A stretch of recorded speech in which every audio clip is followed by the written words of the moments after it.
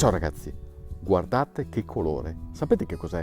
Questo è liquore di fragola, uno dei tanti prodotti qui a Valeggio sul Mincio dove mi trovo da Sabrina, una signora che ha deciso di mettere in pratica il significato più autentico del principio delle robe fatte in casa, facendolo diventare un mestiere, con tutto ciò che questo comporta, quindi il ricordo della nonna, delle sue ricette, la voglia di rischiare, la voglia di mettersi in proprio, di sperimentare. Ed è un'attività, la sua, che è stata stimolata dalle avversità di uno dei periodi più cupi dell'era moderna. Ascoltate. Qui Stefano è il mio regno. Una volta era la taverna dove i miei ragazzi ne hanno fatto di ogni e quindi adesso è diventato il mio regno proprio, il mio sogno. Io ho sempre fatto queste cose, però per la famiglia, quindi molto ristretto. E durante il Covid ne ho fatte di ogni, le ho provate tutte, penso, le ricette. E parlando così con mio marito gli ho detto, ma se io mettessi questa cosa a disposizione anche degli altri? E lui mi ha detto, beh, si può fare, ne parliamo in famiglia. E questo è stato fatto perché ormai ho i figli anche grandi, quindi insomma si può parlare liberamente. E mi hanno appoggiato tutti. Sono ricette che io ho avuto da mia nonna e da mia mamma. Sempre cose fatte in casa perché mia nonna una volta si faceva tutto fatto in casa. Mia mamma forse un po' meno, però io probabilmente ho preso dalla nonna perché io ho sempre fatto in casa appunto per la famiglia. E è cominciato tutto con le marmellate, la classica, la giardiniera, un contorno che bene o male mangiano tutti. E dopo ho voluto provare il liquore, ho detto provo, partendo dal classico, il limoncino, la liquirizia, e da lì ho voluto fare anche delle cose un po' più particolari. Qui nel suo laboratorio Sabrina produce liquori e confetture di tantissimi tipi, seguendo le proprie inclinazioni, la propria creatività e anche e soprattutto la stagionalità. E siccome questo è il periodo giusto, poteva mancare l'elisir delle fragole? Che credetemi, è squisito, ma produrlo è tutt'altro che una passeggiata.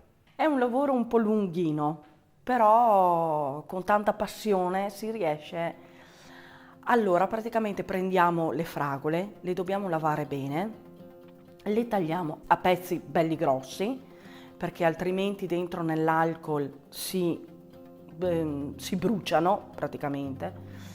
Viene messo l'alcol, dopodiché viene chiuso questo vaso e messo al buio.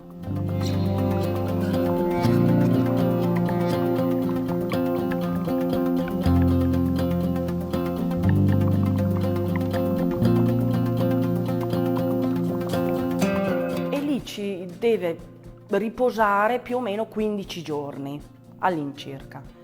Passati i 15 giorni prepariamo l'acqua con lo zucchero, che attenzione non deve mai bollire, deve essere sciolto lo zucchero, non viene caramellato praticamente. Da qui bisogna lasciarlo raffreddare. Il giorno dopo o la sera si mescola l'acqua con lo zucchero sciolto con l'alcol. Quindi le fragole vanno gettate perché non possiamo più farne niente.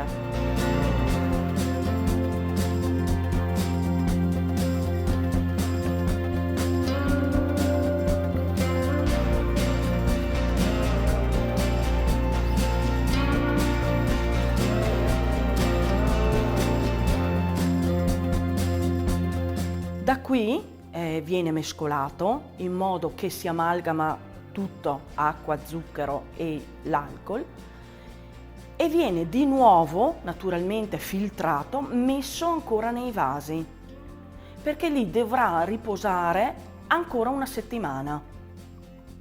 Dopodiché prenderò fra una settimana, prendo il vaso, lo filtro di nuovo e imbottiglio direttamente.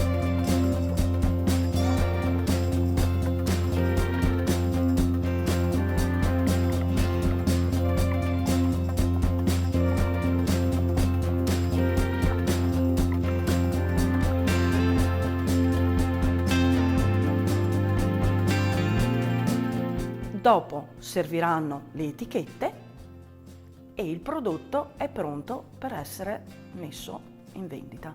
Dall'arrivo della cassetta all'incirca passano 20-25 giorni.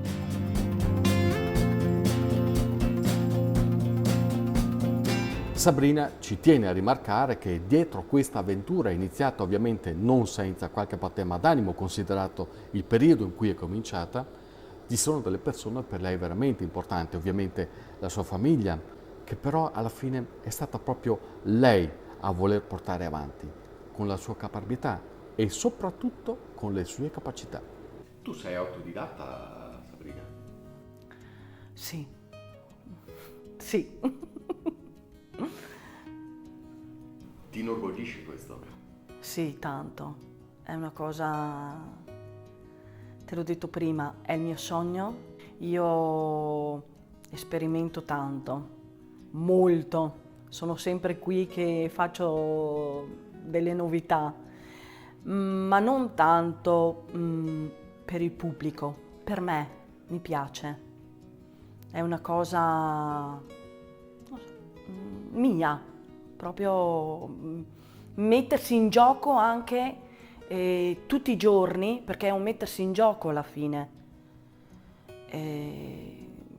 Si chiama passione. Passione. E quindi adesso, Sabrina? E adesso ti dico che ho realizzato il mio sogno, è una cosa che mi piaceva da tanto tempo fare, e vedo che prende piede perché sono cose naturali. E quindi la gente apprezza ancora il fatto dei prodotti fatti in casa, dove si sente il gusto proprio della frutta, della verdura. E anche la passione di chi li fa. E certo. Bisogna dire anche questo. Esatto. A proposito di passione, vedete qui, adesso abbassiamo un attimo l'obiettivo, ecco. Perché vi faccio vedere queste cose? Perché qui davanti a noi c'è un branco di gente famelica che sta aspettando di mangiare la torta delle rose. A brancarla. E perché farli aspettare? Ciao ragazzi, adesso finalmente sapremo anche noi queste bontà di casa. Grazie Sabrina. Grazie a te, Stefano. Adesso mangiamo la torta, va bene?